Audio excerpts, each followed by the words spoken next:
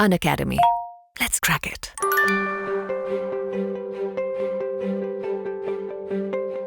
Hello everyone, स्वागत है आप लोगों का हमारे इस YouTube चैनल पर, जहां पर हम आपके लिए लाते हैं टॉपर्स।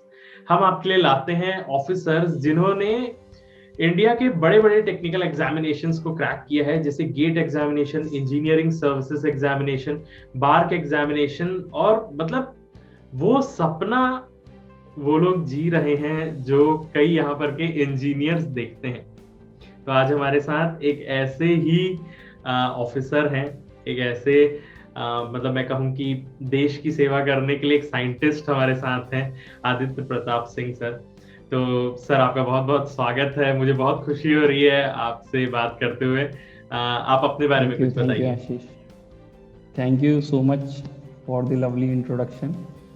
Actually, नाम तो आपने बता ही दिया। मेरा पूरा नाम कुंवर आदित्य प्रताप सिंह है और मेरा जो बीटेक है वो NIT जयपुर से मेटलर्जी में है, metallurgy and materials engineering. After मेरा जो बीटेक था उसके बाद मैंने कैंपस प्लेसमेंट मेरा वेदांता में हुआ था। वेदांता में मैं भारत एल्यूमिनियम कंपनी में पोस्टेड था, तो 2 साल मैंने वहाँ सर्व किया। और अभी रिसेंटली मैं न्यूक्लियर फ्यूल कॉम्प्लेक्स हैदराबाद में पोस्टेड हूँ, डिपार्टमेंट ऑफ एटॉमिक एनर्जी। तो वो जो पूरा ट्रेनिंग एंड रिक्रूटमेंट प्रोसेस था वो BRC ने पूरा किया था। और उसके बाद फाइनली मेरा ट्रेनिंग कंप्लीट होने के बाद आफ्टर ट्रेनिंग मेरे को यहाँ पे पोस्टिंग मिला।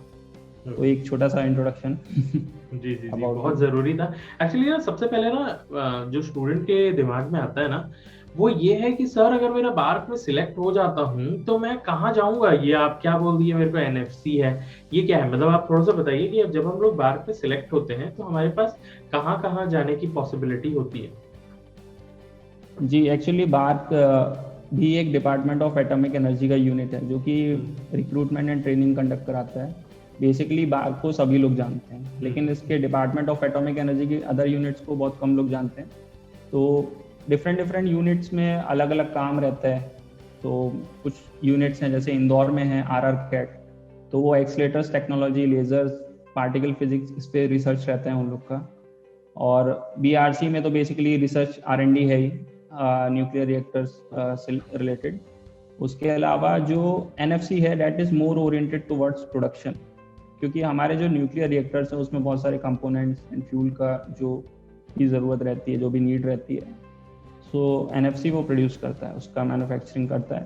क्योंकि हम लोग एक सेल्फ रिलायंट है न्यूक्लियर फील्ड में, सेल्फ रिलायंट कंट्री है, तो हम लोग को खुद से ही हर चीज़ प्रोड्यूस करनी है, खुद से ही हर चीज़ मैन्युफैक्चर करनी है। तो उसके लिए डिपार्टमेंट ऑफ एटॉमिक एनर्जी ने अलग अलग यूनिट्स बना रखी हैं। और बाकी IG कार कलपक्कम में भी है, चेन्नई के पास में, that is also a R&D। उसमें फास्ट रिएक्टर्स टेक्नोलॉजी पे पूरा R&D वर्क रहता है। अदर यूनिट्स भी हैं कोलकाता में, VECC। तो ये एक छोटा सा brief department of atomic energy के अंडर का ये। ओके।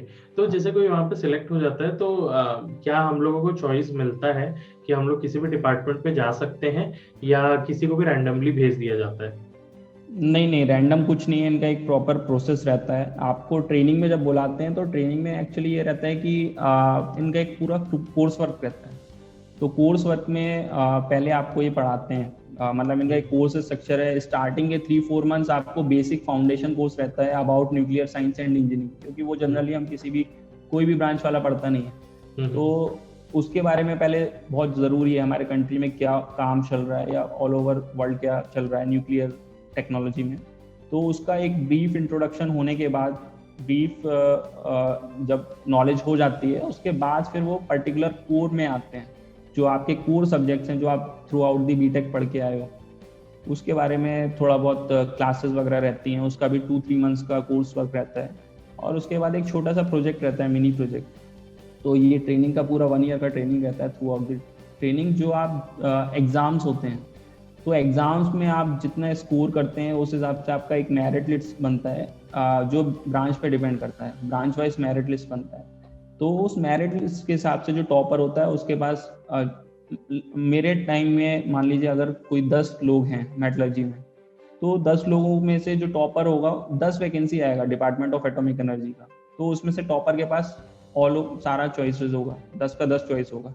वो ले लेगा, देन सेकंड के पास 9 चॉइसेस, तो इस टाइप से रहता है। तो आपके पूरा परफॉर्मेंस पे डिपेंड करता है कि आप अगर सच में कोई यूनिट लेना चाहते हो तो आप यही है कि ट्रेनिंग में अच्छा परफॉर्म करो और देन लो। बाकी तो मैं बोलूँगा कि सारा यूनिट्स अच्छा है, सबका अपना एक मतलब स्पेशल वर्क है और किसी को भी आप कम नहीं बोल सकते, सबका एक इक्वल इम्पोर्टेंस है।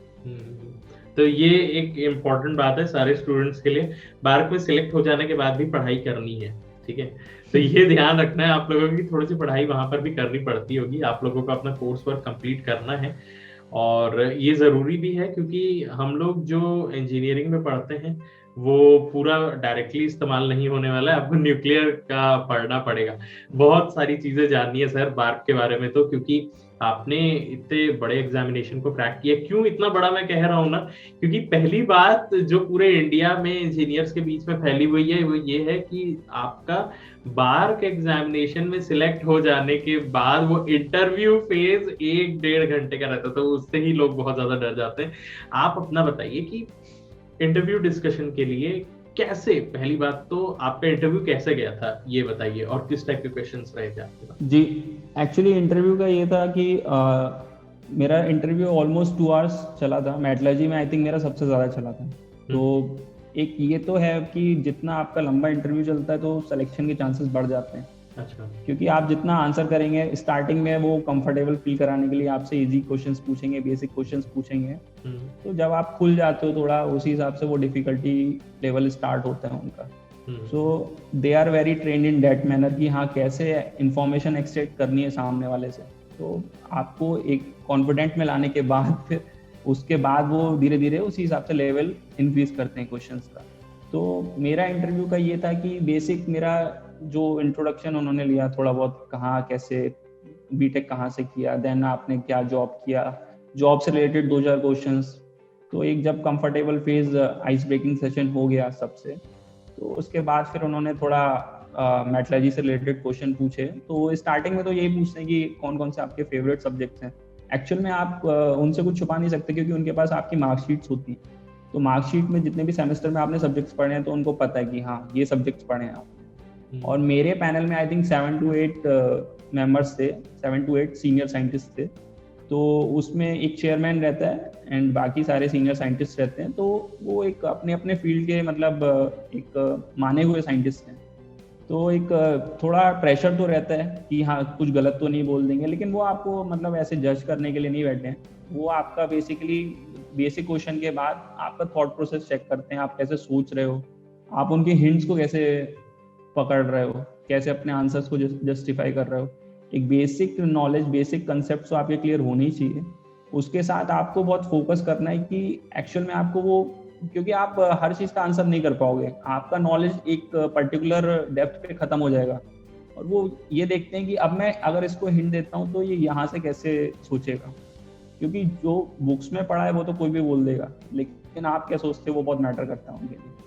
तो यही सबसे इम्पोर्टेंट है कि आपको उनके हिंट्स पकड़ने हैं, आपको गिव अप नहीं करना है कि हाँ मेरे को इतना ही इन्फॉर्मेशन, इतना ही पता है तो मैं इतना ही बोलूँगा, उसके अलावा नहीं बोलूँगा। आपको सोचना है इंटरव्यू में। तो वो 1-1.5 घंटे 2 घंटे का स्ट्रगल है वहाँ पे, लेकिन एक्चुअल में वो वर्थ इट होता है जब सिलेक्शन हो जाता है। तो आपको at given point of time ऐसा कहीं लगा कि मतलब गलत जा रहा है या मैं गलत दे रहा हूँ?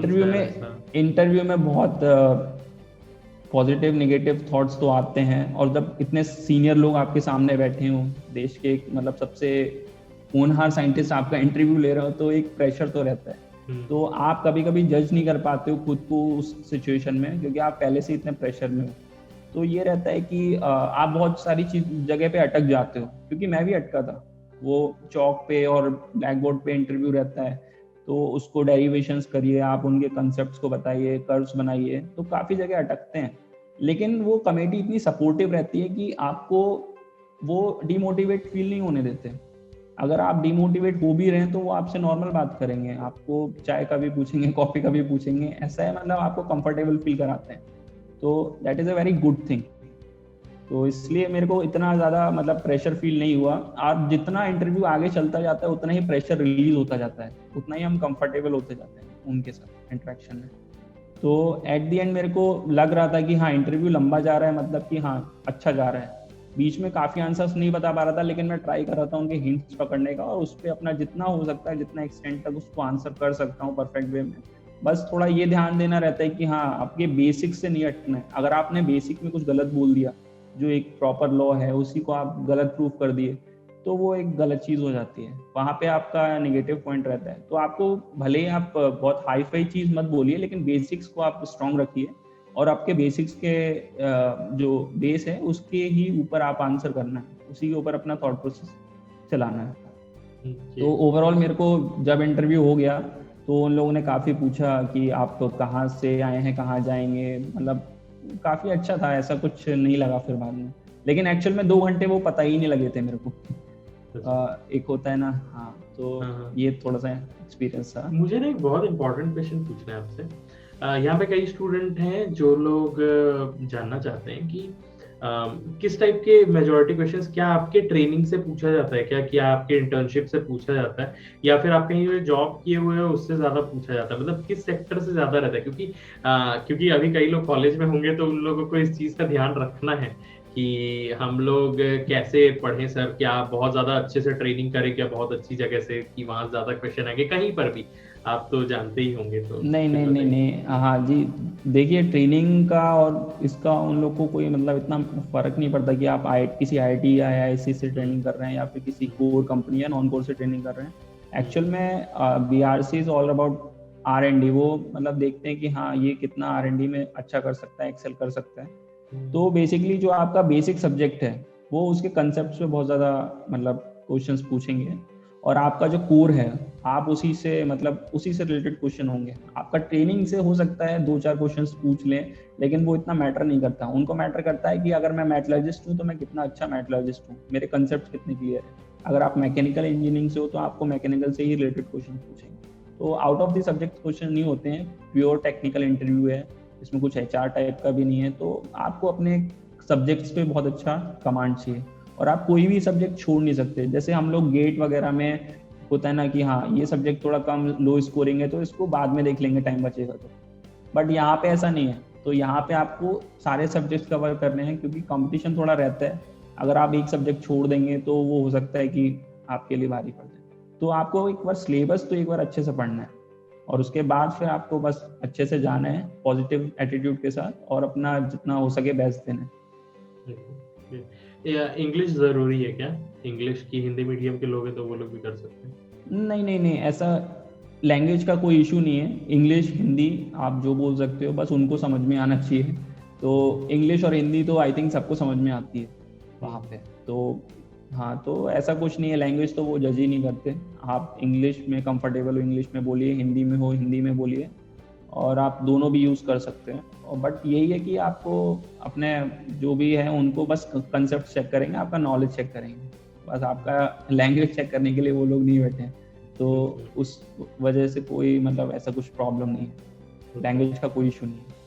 अच्छा, हम लोग कैसे खुद से तैयारी कर सकते हैं इंटरव्यू के लिए? आपने कैसे की थी तैयारी? किन चीज़ों का ध्यान रखना चाहिए? क्योंकि हम लोग क्या करते हैं, अगर गेट की तैयारी करते रहते हैं साथ साथ में मार्क दे देते हैं, है ना? तो ये जानना है कि एक तो हम लोगों का थोड़ा सा प्रोसीजर अलग रहता है, वो गेट के वजह से बस न्यूमेरिकल बनाते रहते हैं, है ना? तो किस तरीके से इसके लिए प्रिपेयर करना चाहिए आप बताइए, मतलब स्टैंडर्ड बुक्स को फॉलो करें या नोट्स को, किस टाइप से? देखिए, इंटरव्यू का प्रिपरेशन थोड़ा गेट से तो काफ़ी डिफरेंट है, क्योंकि गेट में आप प्रीवियस ईयर क्वेश्चंस भी देख सकते हो, तो आपको आइडिया लग जाता है। तो उसमें आपका कुछ नहीं है, न्यूमेरिकल का पोर्शन ज़्यादा रहता है। तो गेट इज़ ऑल अबाउट आप कितना मतलब कम गलतियां कर रहे हो और कितना अच्छे से एक्यूरेटली आंसर कर रहे हो, कितना कम टाइम में। वो टाइम मैनेजमेंट है की फैक्टर गेट में। बट यहाँ पे क्या है, यहाँ पे आपका गलतियां भी कर रहे हो कोई प्रॉब्लम नहीं है, बट आपका कंसेप्ट क्लियर होना चाहिए। तो कंसेप्ट क्लियर होने के लिए आप मतलब यही है कि अपना जितना स्टैंडर्ड बुक्स हो सकती है उसको फॉलो करिए, और मतलब सारी बुक्स मत पढ़िए।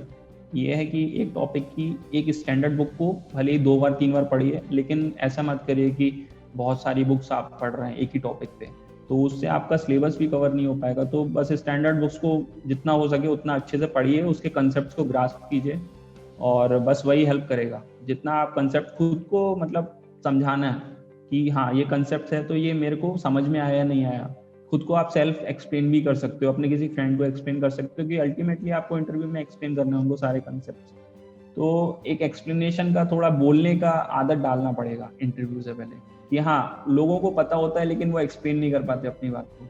तो बस बिना डरे एक्सप्लेन करना है, तो उसके लिए थोड़ा डिस्कशन का ये कर सकते हो कि हाँ अगर किसी कोई इंटरव्यू प्रिपरेशन कर रहा है तो 2 लोग अगर कर रहे हो, तो अगर वो थोड़ा एक दूसरे को एक्सप्लेन करके और ये आदत डाल लोगे तो बहुत अच्छा एक फायदा मिलेगा। ओके, मतलब ये है कि आप लोगों को थोड़ा सा प्रैक्टिस करना है, मतलब ये सर कह रहे हैं कि प्रैक्टिस करना है, ऐसे नहीं कि जैसे एकदम पढ़ के चले गए वहां पर बोल ही नहीं पाए, क्योंकि आपके दिमाग में जो आता है और आपके माउथ के बीच में मतलब थोड़ा सा कनेक्शन बने रहना चाहिए कि जो सोच रहे हो वो आप लोग बोल पाओ। तो ये हो गया हम लोगों का बार के लिए सिलेक्शन होने का। आप मेरे को ये बताइए कि अगर किसी को प्रॉपर तैयारी करनी है बार के लिए, या उसका एम ही है, मेरे कई ऐसे स्टूडेंट हैं, आप भी मिले होंगे ऐसे लोगों से, कि उनका एम ही है साइंटिस्ट बनना। तो आप ये बताइए कि अगर साइंटिस्ट बनना है, बार हो गया, इसरो हो गया, कहीं पर भी अगर हम लोग को डीआरडीओ हो गया, अगर हम लोगों को साइंटिस्ट बनना है तो कैसे पढ़ना चाहिए, किन चीजों का शुरू से ध्यान रखना चाहिए? क्या सिर्फ नोट्स पढ़ने से हो जाएगा? कई कोचिंग इंस्टीट्यूट के नोट्स होते हैं, सिर्फ उससे हो जाएगा क्या? या फिर स्टैंडर्ड बुक्स को भी रेफर करना चाहिए? कितना टाइम लगेगा? कॉलेज से पास होने के बाद हो सकता है या कॉलेज के समय पे ही करना चाहिए? देखिए सबसे इम्पोर्टेंट ये है कि आपको प्रोसेस पता होना चाहिए किसी भी चीज़ का। जैसे बीआरसी में इज़ ऑल अबाउट इंटरव्यू। अगर आपने इंटरव्यू क्रैक कर लिया तो आप साइंटिस्ट हैं। उसका रिटेन का इतना कोई वेटेज होता नहीं है, that is just screening test ना। तो बीआरसी में आपका 100% वेटेज इंटरव्यू का है। डीआरडीओ इज ऑल अबाउट, जैसे गेट रैंकर्स होते हैं, अगर आप टॉप 10, 20, 30 में है तो डीआरडीओ में सिलेक्शन के चांसेस ज़्यादा है, क्योंकि वो एक्चुअली गेट स्कोर को 70%, 75% वेटेज देता है। इसरो अपना अलग कंडक्ट भी कराता है, डीआरडीओ भी अलग कंडक्ट कराता है। तो सबसे पहले प्रोसेस पता होना चाहिए आपको। देन आपकी ब्रांच पे बहुत डिपेंड करता है कि आपकी ब्रांच का कितना सिलेबस है और कितना कंपटीशन है उस ब्रांच में। तो मैं समझता हूँ कि second year is too early, third year से आई थिंक आप सीरियस हो सकते हो अगर आपको, क्योंकि जितना जल्दी आप प्रिपरेशन स्टार्ट कर दोगे उतना ही आपको मतलब खुद को टाइम मिल जाएगा। आप पास आउट होते ही इंटरव्यू दे सकते हैं। अगर नहीं भी हुआ एक बार सिलेक्शन तो आप एक्सपीरियंस गेन करेंगे, खुद की गलतियों को पता लगा के उसका आकलन करके आप फिर से मेहनत करके कर सकते हो। तो आप जितना जल्दी प्रिपरेशन स्टार्ट कर दो तो उतना बेटर है। बट मैं समझता हूँ फर्स्ट ईयर सेकेंड ईयर खुद को एक्सप्लोर करूँ, क्योंकि ज़रूर नहीं है हर किसी को मतलब एक ही चीज़ करनी है। तो मैं ये समझता हूँ कि जो भी करो खुद को इंटरेस्ट, खुद को अच्छा लगना चाहिए। अगर आपको अल्टीमेटली अच्छा नहीं लगेगा तो फिर कोई फ़ायदा नहीं उस चीज़ का। तो I think third year is a good time for a start. Third year से आप स्टार्ट कर सकते हो सीरियस थोड़ा। ओके। नहीं, कई यहाँ पे ना स्टूडेंट्स आते हैं, वो पूछते हैं एक्चुअल में कि सर फर्स्ट ईयर में हूँ, कहाँ से तैयारी करना चालू करूँ और क्या करें, घर वाले प्रेशर दे रहे हैं कि अच्छा कॉलेज में तो गए नहीं हो, कम से कम बाद में अच्छा कर लेना 4 साल के बाद, ऐसा करके कुछ रहता है। नहीं, कॉलेज से तो मैं ये क्लियर करना चाहता हूँ, कॉलेज में तो कोई फर्क नहीं पड़ेगा, क्योंकि मेरे ट्रेनिंग में काफ़ी जो मेरे कलीग्स थे बीआरसी में वो इधर से प्राइवेट इंस्टीट्यूट से भी हैं। तो ऐसा नहीं है, कॉलेज वो लोग जज ही नहीं करते कि आप आईआईटी से हैं, आप एनआईटी से हैं, या फिर आप किसी प्राइवेट यूनिवर्सिटी या कॉलेज से हैं।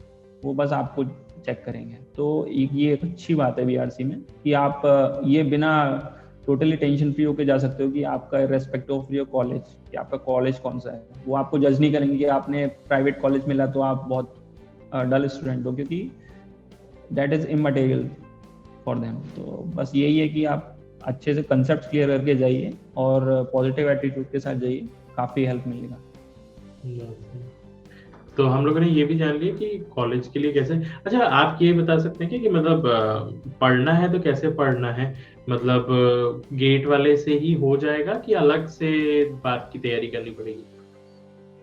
देखिए बेसिकली सिलेबस तो एक ही रहता है, जो गेट का सिलेबस है बीआरसी में वही सब्जेक्ट्स हैं, सेम सब्जेक्ट्स रहते हैं।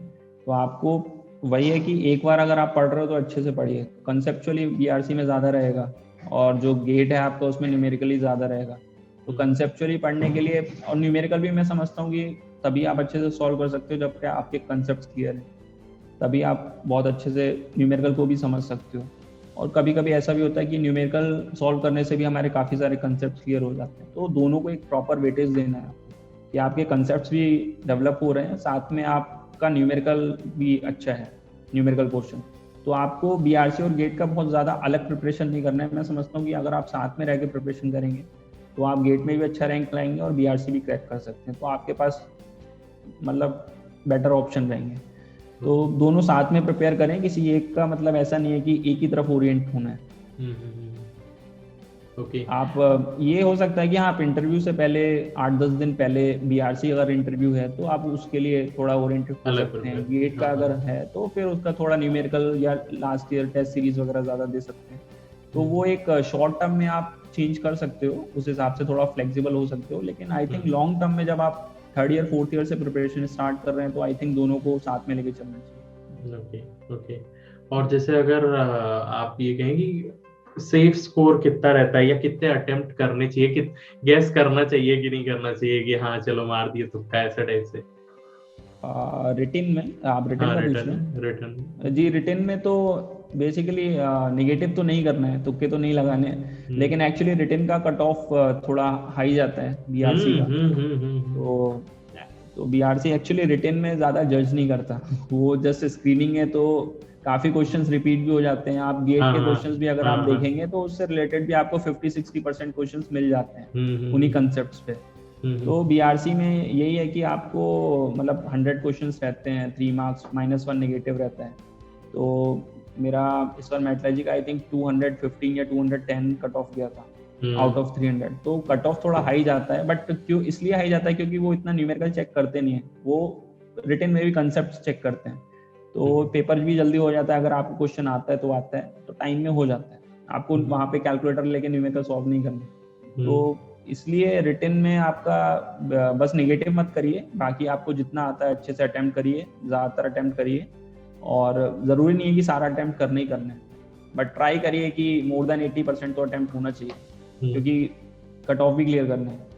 और इंटरव्यू जब कट ऑफ क्लियर हो जाएगा उसके बाद तो टोटली आपका सिलेक्शन आपके इंटरव्यू पे डिपेंड करता है। और इंटरव्यू के लिए आप जितना अपना ऑनलाइन स्टडी कर सकते हो, और या फिर किसी बेसिक बुक्स तो आपकी चाहिए ही चाहिए। फाउंडेशन जो बुक्स हैं आपके कोर की, वो तो आपको अच्छे से पढ़नी है। साथ में आप एनपीटीएल वगैरह भी देख सकते हैं, एनपीटीएल से भी काफ़ी अच्छे, या फिर जो भी ऑनलाइन आप पोर्टल जो पसंद करते हैं वो देख सकते हैं। बस आपको चीज़ें क्लियर होनी चाहिए टैट से।